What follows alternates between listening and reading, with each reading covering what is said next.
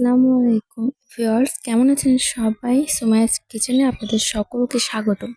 আজকে আপনাদের মাঝে নিয়ে চলে আসলাম ভেজিটেবল উইথ এগ পাস্তা, যেটা বাচ্চা থেকে বয়সে বড় সকলে কিন্তু পছন্দ করে এবং বাইরে থেকে আমাদের কিনতে গেলে অনেক টাকা ব্যয় হয়। তো আজকে বাড়িতেই সামান্য কয়েকটা উপকরণ দিয়েই সিম্পল এই পাস্তা রেসিপিটা তৈরি করে দেখাবো আপনাদেরকে।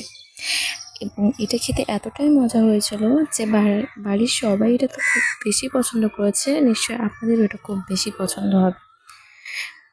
সো চলেন ভিডিও শুরু করা যাক। পাস্তাটা তৈরি করার জন্য সবার আগে আমাদের পাস্তাটাকে সিদ্ধ করে নিতে হবে। এর জন্য আমি চুলাতে একটা কড়া বসিয়ে দিয়েছি এবং কড়াতে দিয়ে নিয়েছি পর্যাপ্ত পরিমাণ পানি। আমি এখানে আমার পাস্তা অনুযায়ী পানি নিয়েছি, আপনারা আপনাদের পাস্তা অনুযায়ী পানি নেবেন। এখন ঢাকনা দিয়ে কিছুক্ষণ অপেক্ষা করতে হবে পানিটা ফুটে ওঠা অবধি। দেখতেই পাচ্ছেন আমার পানিটা কিন্তু অল্প অল্প ফুটে উঠেছে।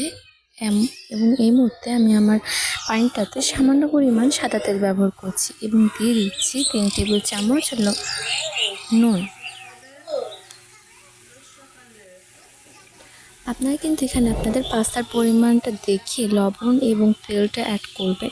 আমি তেলটা বরাবরই অ্যাড করে থাকি, আপনারা চাইলে এটা স্কিপও করতে পারেন। ওটাকে ভালোভাবে নেড়ে মিক্স করে দিলাম। দেখতেই পাচ্ছেন আমার পানিগুলো একদমই ফুটে উঠেছে। এখন এই মুহূর্তে আমি আমার পাস্তাগুলো এখানে অ্যাড করে দিব। আমি এখানে 3 বাটির পরিমাণ পাস্তা নিয়ে নিয়েছি। আমার বাড়ির আসলে লোকজন অনেক বেশি, এই জন্য আমি পাস্তাটাও একটু বেশি রান্না করতেছি। আপনারা আপনাদের পাস্তা অনুযায়ী কিন্তু আগের লবণ এবং তেলের পরিমাণটা ঠিক রাখবেন। এখন হচ্ছে এটাকে ভালোভাবে নেড়ে ছেড়ে দিব, তারপর ঢাকনা দিয়ে কিছুক্ষণ অপেক্ষা করব।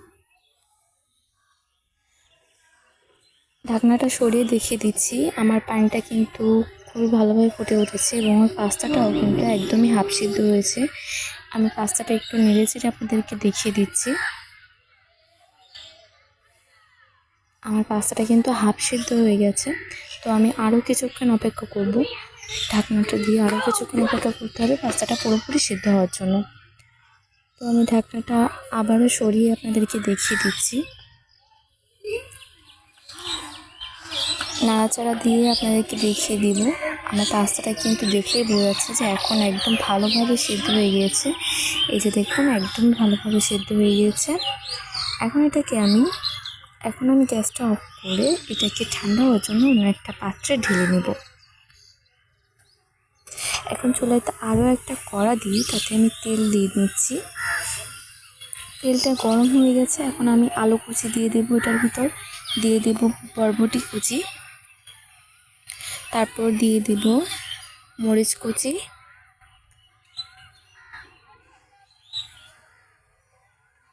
এরপর দিয়ে দেব পেঁয়াজ কুচি, তারপর সামান্য পরিমাণ বিট লবণ দিয়ে আমি এটাকে খুব ভালোভাবে নেড়েচেড়ে নিতে হবে। এটা কিন্তু তেলের সাথে একদমই ভাজা ভাজা হবে। এরপর দিয়ে নেব লবণ। আমি এখানে পরিমাণ মতো লবণ অ্যাড করে নিয়েছি, আপনারা আপনাদের পাস্তা অনুযায়ী লবণ অ্যাড করে নেবেন।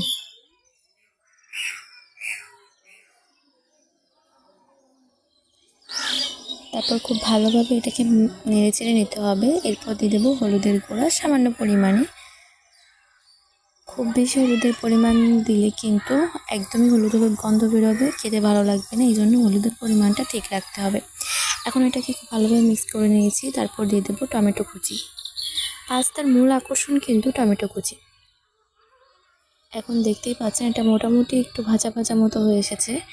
এখন এটাতে আমি 2টা ডিম ভেঙে দেব।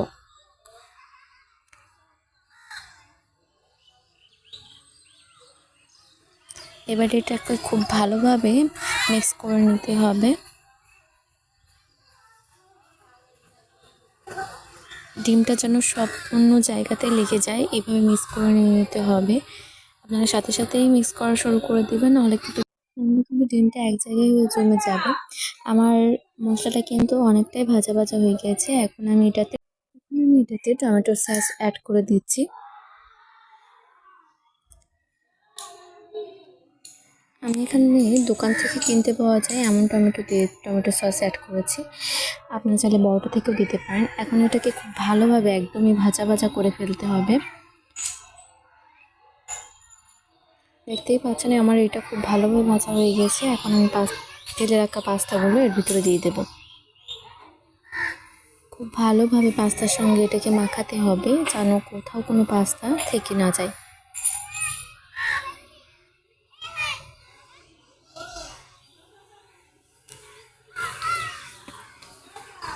ভালোভাবে নেড়ে চেড়ে এটাকে একদম ভাজা ভাজা মতো করে ফেলতে হবে। দেখতেই পাচ্ছেন আমার পাস্তাটা একদম রেডি হয়ে গিয়েছে। আরও কিছুক্ষণ যাবত একটু ভাজা ভাজা মতো করে নেব। ভালোভাবে নাড়াচাড়া দিতে হবে যেন তলায় কড়ার সাথে যেন লেগে না যায়। এবং অবশেষে আমার পাস্তাটা রেডি। দেখতেই পাচ্ছেন দেখতেই কতটা মজাদার হয়েছে, খেতে তাহলে ঠিক ততটাই মজা হবে।